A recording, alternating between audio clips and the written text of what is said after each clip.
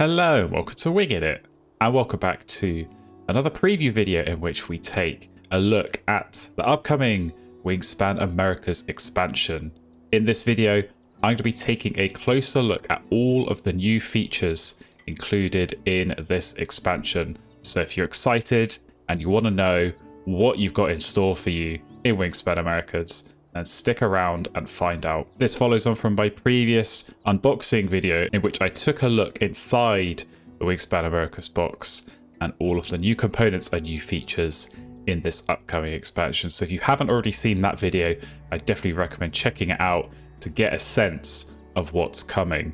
But as I say, in this video, we're going to dive a little bit deeper, understand some of the nitty-gritty, some of the finer details about the new features included in this expansion. The big new inclusion, of course, in Wingspan Americas are the brand new Hummingbird mini cards. So these are a new type of bird which act differently to the standard Wingspan birds that we're very much used to from the base game, of course, and all the previous expansions. We get plenty of those in this expansion as well. But yeah, the big change are the 40 new Hummingbird mini cards. So these are different to regular Wingspan birds. They don't have a food cost, they don't have a habitat, they don't have a brown power or a teal power or any sort of power in the usual sense that we might be used to from those normal Wingspan birds. You also don't play them in the usual way. The way in which you bring them over to your board is definitely very different to usual Wingspan cards. So we'll get into all of that and explain how all of that works here. First up though, it's worth going over a little bit of terminology and some of the features of these Wingspan Hummingbird mini cards. So each Hummingbird belongs to one of 5 different taxonomical groups. These are the bees and mountain gems, brilliants and coquettes, emeralds, mangoes, and finally topazes, Jacobins, and hermits. These don't affect where the hummingbirds can be played on your board. They will impact some separate scoring conditions on the hummingbird track, which we'll come on to later in the video. Each hummingbird also provides one of 5 different benefits, which you can see on the Hummingbird mini card itself. These are draw a card, gain a nectar, lay an egg, gain the row benefit from that row, and finally advance 1 token on the hummingbird track. It's also worth being aware that hummingbirds will count as birds for the purposes of any bird power, bonus card, or end of round goal. Empty hummingbird spaces will also count as empty spaces for any bird powers. Hummingbirds can also qualify for bonus cards, so they are considered smaller than any particular Wingspan criterion and any other bird in the game. They're worth 0 points, live in all habitats, have no food cost or egg limit, and have no bird power. Also, if their name contains a term that qualifies for any of the bonus cards, then that hummingbird will count towards that bonus card and potentially score you points if it's on your board at the end of the game. So those are the main details about the hummingbirds themselves. But how do you actually get access to them and how do you interact with them? Well, that all starts with this brand new board that we get included, which is the Hummingbird Garden. So this very colourful board acts a bit like the bird tray that we are very much used to from the base game, except this is just for hummingbirds. So it has 5 spaces and it's shared between all players, so all players will be able to access this Hummingbird Garden. Similarly to the bird tray, empty spaces are refilled at the end of each player's turn, and the full garden will also reset at the end of each round. So you discard all the hummingbirds there and refill with new ones from the deck. If the deck ever runs out, you shuffle the discard pile and form a new deck. Now, in order to actually use these hummingbirds and get them out of the Hummingbird Garden, you're going to need somewhere to put them on your player mat. And that is where these new player mat overlays come in. So you're going to get 5 of these included, and each player is going to take one of these and put it on the leftmost side of their player mat. This is then going to give you 3 spaces for hummingbirds, 1 in your forest, 1 in your grasslands, and 1 in your wetlands.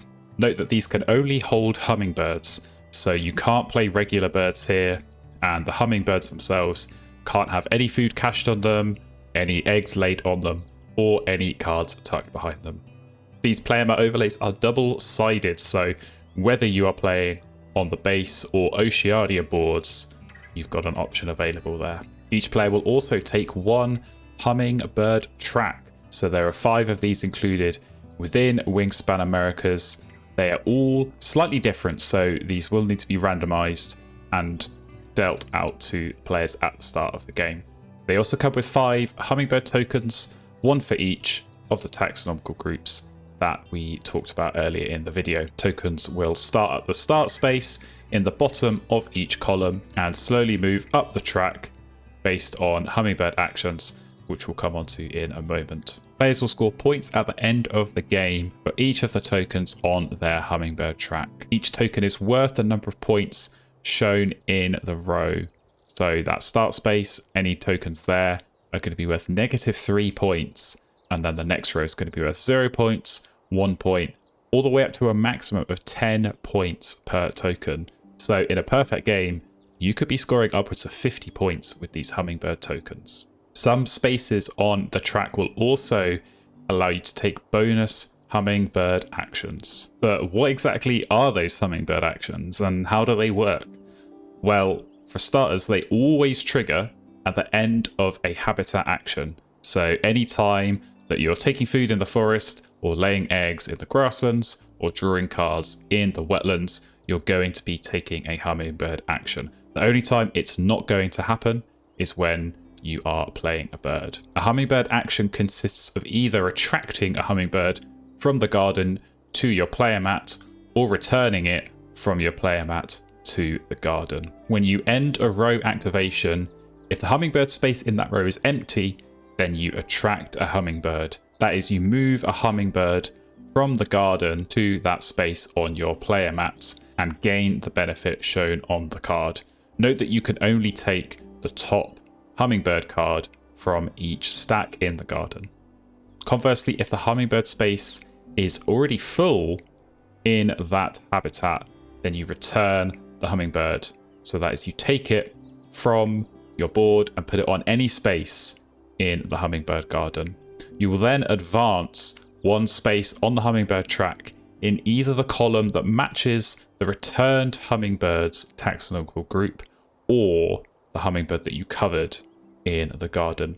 So you're potentially going to get some choice there on which column you get to move up. As mentioned earlier, this may then trigger bonus hummingbird actions, which you can then take immediately after that one. Some bird powers will also allow you to take hummingbird actions, whether they are brown powers or teal powers, or even some when played powers. So in particular, if you use brown powers, which interact with hummingbird actions, you may be taking multiple hummingbird actions in a single turn. On that note, there's a few things to be aware of. Firstly, you may not attract a hummingbird that was previously returned on that turn. So if there's a hummingbird on your board at the start of your turn and you return it to the garden using one of your bird powers, you may not attract it back onto your player mat with a different bird power or the usual hummingbird action at the end of your turn. The opposite, however, you are allowed to do. So if you attract a hummingbird on your turn, you are then allowed to return it back to the Hummingbird Garden. So attract and then return is okay, but return and then attract the same one is not. Note also that attracting a hummingbird is not the same as playing a bird. This is different terminology, and so it's going to impact different things in the game. In particular, pink powers which trigger when other players play a bird will not be triggered when hummingbirds are attracted. So that's quite a lot of information, but we'll just do a quick recap. We have 40 new hummingbird cards. They are in 5 different taxonomical groups and give 1 of 5 different benefits. Players can attract them from the Hummingbird Garden to 1 of 3 different spaces on these new player mat overlays. and in doing so will earn one of those 5 benefits. This happens at the end of any turn in which you're activating a row if the hummingbird space is empty. If instead the hummingbird space is full, players will be returning those hummingbirds to the garden, moving up on the hummingbird track to score points and potentially take bonus hummingbird actions. Any hummingbirds on your board at the end of the game will potentially count towards your bonus cards and score extra points there. So that's everything to do with hummingbirds, and that is most of the new content covered in this expansion. However, there is another addition which may be new to you if you haven't played with previous Wingspan expansions, and that is Nectar. So if you're not at all familiar with Nectar, I do encourage you to go and check out some of the content on Wingspan Oceania, which covers it in more detail, but I will give a brief overview here just to try and get you up to speed. So some birds in Wingspan Americas do have nectar in their food cost, and of course some of the hummingbirds provide nectar as the benefit earned when attracted. So whether or not you're playing with Oceania and whether or not you're playing on the base boards or the Oceania boards, nectar is always going to be in play when you're using Wingspan Americas. Now I imagine most people will probably be playing with all expansions included, in which case you could just ignore this bit. You know how nectar works, and it's going to work in the same way as in Wingspan Oceania. That is, it counts as wild food when playing a bird. Spent nectar is going to go to your spent nectar space, and any unused nectar is going to get discarded at the end of a round. If you're not playing with Oceania, then it's just going to count as a wild food when playing birds. It's not going to go to the spent nectar space, and it's not going to get discarded at the round end. There are also a few new bonus cards and end of round goals included in Wingspan Americas, which I will show for you here. You'll see that most of them do relate to hummingbirds, so that is going to be a way of just bringing hummingbirds into the game a little bit more, and maybe giving some or all players incentive to attract and then return hummingbirds from certain taxonomical groups. So there we go. That was an overview of all of the new features included in the upcoming Wingspan Americas expansion. If you'd like to see more from Wingspan Americas, then I'll be releasing a couple more videos in which I go through all of the 111 new regular bird cards, and then also pick out the top 10 most interesting ones that I think you should be looking out for. So if that sounds interesting to you, then definitely stay tuned and subscribe so you get notified when those videos come out. Thanks again to Stonemaier for providing a preview copy of Wingspan Americas expansion and allowing me to bring these videos to you. Thank you so much for watching, and I hope to see you again in another video very, very soon.